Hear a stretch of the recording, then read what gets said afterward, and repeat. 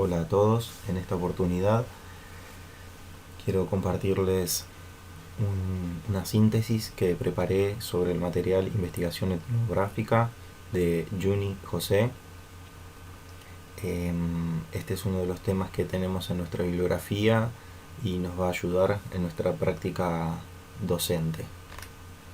Bueno, antes que nada vamos a contextualizar un poco el tema de la investigación etnográfica, de dónde es que viene o digamos en qué contexto lo vamos a estar estudiando. Lo vamos a estar viendo en el contexto del conocimiento científico de investigación. Ahí nuevamente está la bibliografía, el libro se llama Investigación etnográfica de Juni José. Bueno, tenemos que saber de que la investigación etnográfica proviene del método cualitativo, así como la investigación y la acción.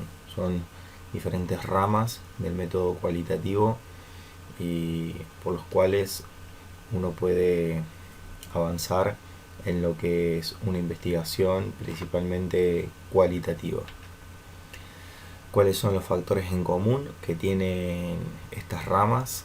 Bueno, primero habla sobre la oposición de los supuestos metodológicos que postulan que la realidad puede ser descrita y explicada en términos de relaciones casuales. Como que está en contra de esto y que la validad de procesos de observación radica en la posibilidad de establecer las propiedades o atributos de la realidad. Un poquitito más adelante vamos a entender bien esta frase, pero está hablando bien sobre el poder estar inmerso en el área a investigar, en el área a observar. También otros factores en común son que postulan que el interés de la investigación educativa es comprender la realidad y captar las cualidades que la caracterizan. Eso quiere decir que cuando uno como observador o como practicante se inmerge en un aula, lo que uno quiere es a través de este método comprender esa realidad y poder articular de la mejor manera, saber bien las cualidades y las características propias de cada curso, así uno puede preparar de forma metodológica presentar los contenidos que quiere enseñar. Bueno, acá hay como un cuadro, estaba muy bueno en la bibliografía, que por así decirlo nos vuelve a repetir el origen del método de la investigación. Vemos el conocimiento científico de la educación es producto de un proceso de investigación.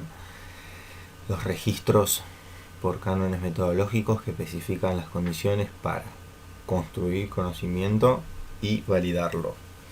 Siempre el método científico es una herramienta muy útil a la hora de decir, bueno, esto es así por tal o tal motivo. Bueno, más que por la percepción o por el instinto docente, lo que trata de hacer el método etnográfico es darle fundamento científico a lo que uno está queriendo fundamentar o explicar o dar la realidad.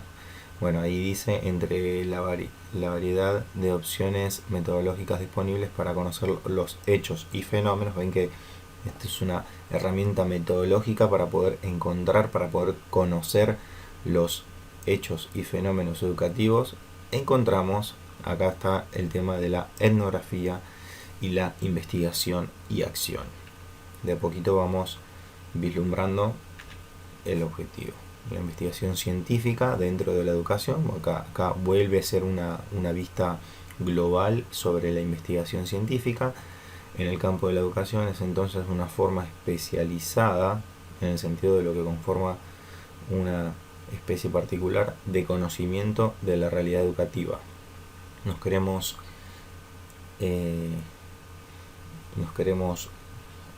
meter en esto de conocer bien la realidad educativa, porque en cuanto conozcamos mejor la realidad educativa y el contexto en el cual estamos ejerciendo, de mejor forma podremos trabajar. El método cualitativo tiene algunas características. Lejos de suponer que el proceso es fijo o estandarizado, se resaltan las propiedades de flexibilidad y adaptabilidad. Esto es muy importante saberlo porque a veces uno va a ponerle a observar o va a hacer una práctica y entonces se rige a rajatabla con lo que planificó o con la estructura que uno tiene, y muchas veces no entiende de que uno tiene que tener cierta flexibilidad ante posibles situaciones que vayan surgiendo en el transcurso. Por eso acá, ahora más adelante vamos a ver cuáles son las características del investigador y cómo es su proceder. Bueno, el proceso metodológico en la metodología cualitativa, o sea, la forma de la dimensión epistemológica, el eje de esta fase es la determinación de cuál es el objeto de investigación, qué quiero estudiar y cuáles son las posibilidades de hacerlo. Cuando nosotros detectamos eso, entonces podemos avanzar con más facilidad. Y acá hay algunos objetivos de esta fase, por ejemplo, determinar el tema de la investigación, que nosotros vamos a investigar a los alumnos, si vamos a investigar los contenidos, si vamos a investigar el contexto o los factores.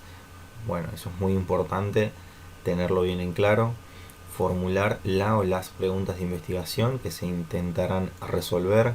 Como toda investigación tiene una pregunta o una incógnita para la cual después va a trabajar en pos de eso. Podríamos decir la hipótesis. También debemos identificar las fuentes del problema y los antecedentes teóricos que permitan construir un modelo conceptual que dé cuenta de los rasgos relevantes del objeto. Volvemos a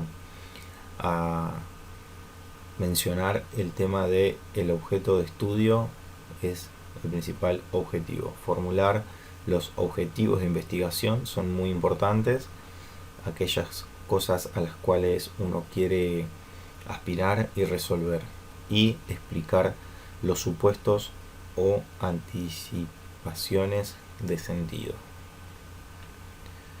Bueno, vamos a hablar un poquitito más qué es la etnografía escolar. Ahora sí, recién estuvimos trabajando en lo que es lo macro, lo contextual, y ahora nos metemos un poquitito más al tema específico de esta clase. Es una metodología, como bien dijimos antes, un instrumento para poder introducir la investigación en el aula. De esta forma, extraer información valiosa del medio educativo de una forma particular. Ahí está bien clarito qué es lo que es y qué es lo que busca la etnografía escolar. La escuela es un espacio cultural en el que convergen infinidad de culturas, costumbres y valores en un mismo espacio. Y esto es así, porque cada chico viene de una familia distinta, cada profesor viene de un hogar distinto, y en la escuela convergen todas estas diferencias, todas estas culturas. Hay un popurrí de valores y de formas de metodológicas. Entonces es como un gran engranaje en el cual cada pieza tiene su forma, su cantidad de dientes, su metodología, y todo tiene que estar articulado para que pueda funcionar. Es un lugar propicio para obtener información cultural, y sin duda porque hay mucha información cultural y hay mucha variedad. Se llama el caldo sociocultural. Creo que es uno de los lugares de las instituciones en donde convergen muchísimas culturas y formas de hacer las cosas distintas. Si uno se pone a pensar en una escuela, por más de que sea una escuela de un, de un, de un pueblo o de una ciudad pequeña, cada familia es un mundo y todos de forma obligatoria pasan por la escuela. Bueno, acá el objetivo entonces quiere comprender la dinámica escolar, comprender eso que sucede y poder analizarlo, poner líneas de acción para mejorar el proceso de enseñanza-aprendizaje. Entonces ahí ya nos metemos en nuestra práctica docente con el proceso de enseñanza-aprendizaje y nos va a dar herramientas para poder proceder de una forma óptima en el lugar a donde nos toque hacer las prácticas. Vamos a hablar un poquitito ahora sobre el investigador, esta persona con la cual toma el rol de buscar esa información desde una perspectiva etnográfica. Bueno, se lo considera como un sujeto activo, no nada de pasivo ni nada de eso. Acá tiene un rol participativo el investigador. En su interacción con la realidad se modifican mutuamente. Esto nos dice de que el investigador por lo general es el docente, el profesor o la persona a la cual está inmersa en ese contexto y es modificado por el medio y así también él modifica al medio o al contexto en el cual está. El investigador actúa como un sujeto social que es parte de la misma cultura que se pretende estudiar. Por ello no tiene una posición neutral. No es que viene el investigador de afuera, de otra provincia, de otro lugar, eh, a hacer la investigación. Tampoco es que viene y se queda sentado en un rincón en el fondo del aula. No, acá no tiene una posición neutral, sino más una posición participativa en la cual interactúa con el medio y con los sujetos involucrados. Sus prejuicios y preconceptos son un punto de partida y se irán modificando a medida que vaya profundizando su conocimiento del objeto. Esto sin duda es así porque cada uno de nosotros venimos con cargas de prejuicios, preconceptos y todo esto toma parte en el inicio. No sé, supongamos nos toca hacer las prácticas o las observaciones o lo que sea, o nos toca empezar a trabajar el día de mañana, o tal vez alguno de ustedes ya está trabajando en una escuela X, pero la escuela X tiene cierta fama de que los chicos son vagos o de que los chicos al contrario son súper inteligentes. Entonces uno ya se acerca con esos comentarios o esas cosas que escuchó por ahí y son ideas, prejuicios con los cuales uno inicia. Eso se va modificando a medida que uno va construyendo su propia realidad como investigador. Al estar inmerso en el medio a investigar, se obtiene una realidad de horizontalidad con los alumnos, algo que no se da en otros enfoques o métodos. Esto está muy pero muy interesante, está muy bueno porque uno al tener esa relación de horizontalidad nos apartamos un poco de eso de la clase magistral en donde el docente se para adelante y no importa qué es lo que esté sucediendo, da su clase y se va, sino que acá hay una interacción con los chicos y hay un feedback el cual es muy nutritivo y también afecta al proceso de enseñanza-aprendizaje, porque qué tal si uno arranca su clase, por ejemplo queremos dar en tercero el tema de sistemas y arrancamos y explicamos los sistemas, el origen de los sistemas, los diferentes sistemas, los subsistemas, los elementos, que esto, que el otro, y resulta de que en la hora anterior había sucedido algo con algún compañero o compañera de ese aula y está toda el aula preocupada por ese compañero o esa compañera y nuestro tema va a entrar por un oído y va a salir por el otro. Entonces, al haber una relación de horizontalidad, el docente puede identificar todos esos, todas esas cositas que van sucediendo en el día a día y por qué no dedicar un tiempo a tratar lo inmediato que tanto necesitan nuestros alumnos, poder hacer o ejercer la contención adecuada va a ayudar para que los chicos estén bien predispuestos para nuestro enseñar o a la hora de enseñarles el tema o el punto que queremos desarrollar. Se busca la interpretación a partir de la investigación, no tanto del instinto docente. Acá repetimos lo que decíamos al comienzo. En otras líneas, en otros enfoques, se deja al instinto docente que tome parte. Acá no, acá para algo es que uno está haciendo una investigación y va recopilando información. Esto le da fundamento a las investigaciones y futuras líneas de acción. Y bueno, acá a modo de síntesis también habla sobre el investigador, que es un sujeto social, activo, que interactúa con otros. Algo de eso estuvimos hablando. Adopta una actividad permanente de interrogación y descubrimiento del objeto. Debe sumergirse en la realidad que quiere conocer para comprenderla, no estar aislado, ya lo venimos analizando también. Y en esta inmersión en la realidad se involucra desde sus preceptos, sus prejuicios, sus conocimientos prácticos, etc. Acá me había olvidado decir que, por ejemplo, cuando uno va a enseñar un tema, tiene un rol muy importante los conocimientos prácticos y previos de uno. Por ejemplo, si uno trabajó toda su vida como electricista, entonces cuando enseñe los temas de, por ejemplo, circuitos en serie, en paralelo, tipos de cables o diagramas o lo que sea, entonces lo va a enseñar desde su perspectiva, mucho más práctica tal vez que uno que nunca estuvo trabajando en ese rubro, y lo puede enseñar desde un área más teórica. Ustedes, a medida que vayan ejerciendo la profesión docente, van a encontrar que se sienten mucho más cómodos dando ciertos temas. ¿Por qué? Por sus relaciones previas con esos conocimientos. Y está muy bueno poder dar ese tinte.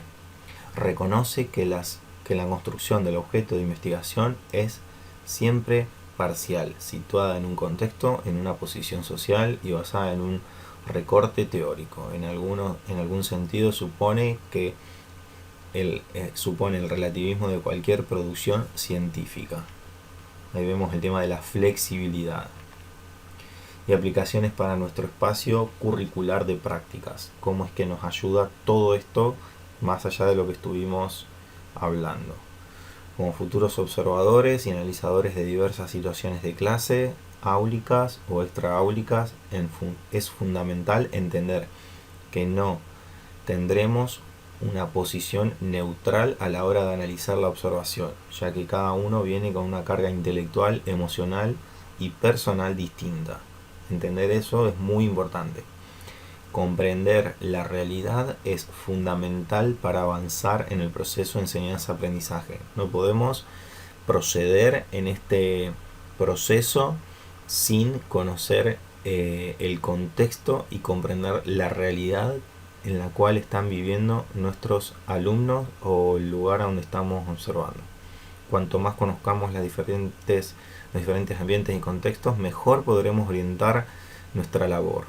Y el sentido de la flexibilidad y adaptabilidad es primordial y en esta profesión. Sin esto, entonces la vamos a pasar muy mal. Muy mal. En lo personal, hace más de 10 años que doy clases, y cuando uno más rígido se pone, peor es el resultado. Tampoco uno dice que viva la flexibilidad, porque, o sea, la flexibilidad total, porque entonces los chicos entienden y detectan eso, y entonces te guían la clase para donde ellos quieren y vos nunca podés estar terminando de dar un tema.